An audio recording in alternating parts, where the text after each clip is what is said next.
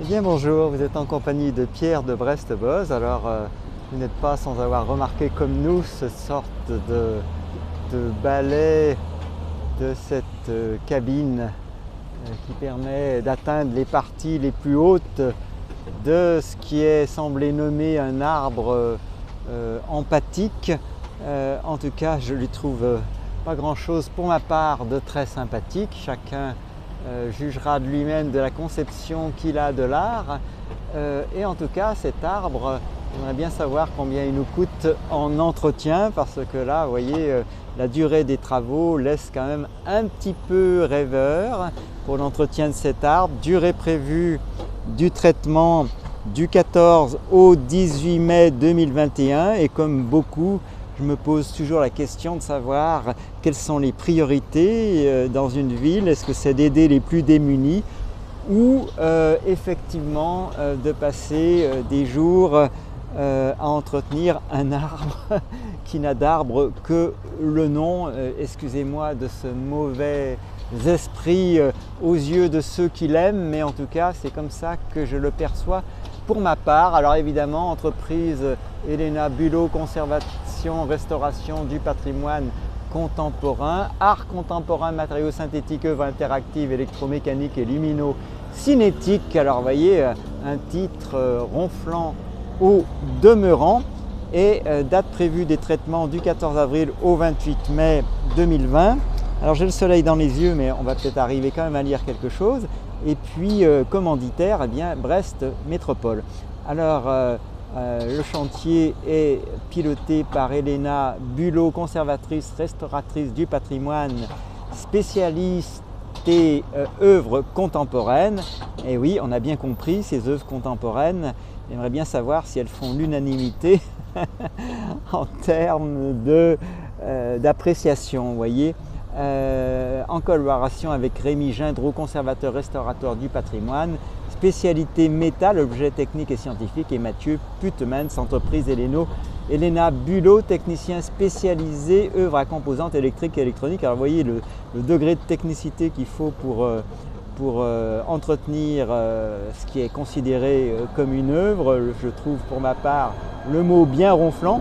Et intervention, eh bien le détail, c'est ça qui nous intéresse aujourd'hui, c'est la restauration de la structure métallique, nettoyage, traitement et protection des zones de corrosion, restauration de la partie végétale, réimplantation des végétaux prévus par l'artiste, restauration du système d'arrosage automatique, changement du terreau et vérification des capsules hydroponiques, étude préalable à la restauration réalisée en 2019 par Elena Bulot. Alors, moi, ça me laisse vraiment rêveur quand l'homme s'efforce de copier la nature en moins bien. Je me pose des questions.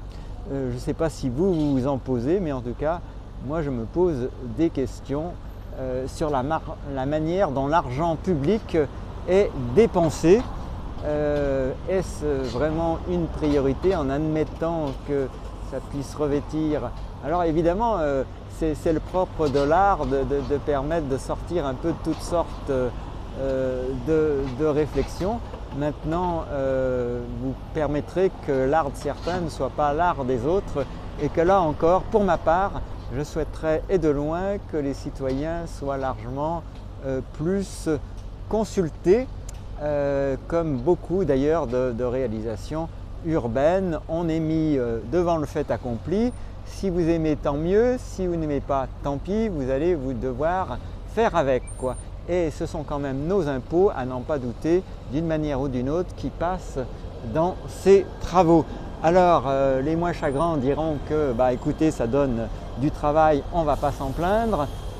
Franchement, je crois que le niveau de la réflexion, là, il se pose ici. Et puis alors, quant aux écrans qui sont censés nous retransmettre certains aspects de la vie de cet arbre reconstitué à grands frais, eh bien, je ne sais pas si on les verra remarcher un jour, mais en tout cas, ils ont la sacrée particularité d'être quasiment constamment à l'arrêt. Alors pour ma part, je préférais et de loin l'arbre qui l'avait précédé, hein, un vrai arbre végétal dont je n'ai jamais vu qu'il coûte aussi cher en entretien, n'est-ce pas? Alors pourquoi un arbre métallique bon, avec un entretien de dingue et que je n'ai vu que très peu de temps en état pour répondre à la vision artistique de son ou de ses auteurs.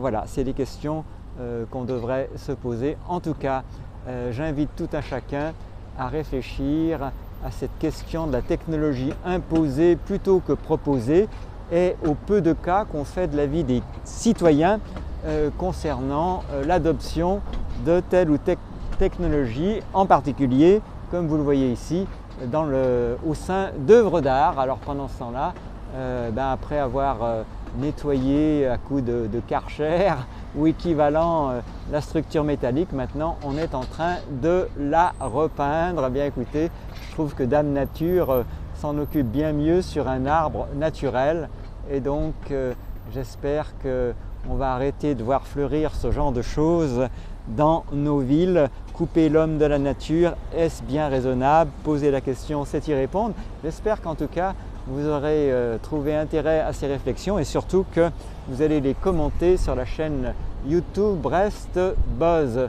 Donc voilà cet arbre tel qu'il se présente à nous ce samedi 24 avril 2021, jour 23, merci Léna de corriger, jour ma foi bien ensoleillé et donc ça nous permet de montrer cet arbre, si on peut l'appeler ainsi, dans les meilleures conditions possibles. Alors comme il y a des barrières tout autour, je ne pourrais pas accéder à son panneau de présentation d'origine, mais vous voyez l'hydroponie dans un tel arbre métallique, voilà, dans une ville, ça montre à quel point la folie humaine s'est coupée de bien des choses naturelles et de bon sens. Alors allons-nous être nombreux à souhaiter mettre un frein à tout ça? Eh bien c'est la question qui se pose. J'espère que ça vous aura reposé des sujets traitant ad nauseam de la circulation d'un virus et je vous dis à bientôt sur Brest Buzz.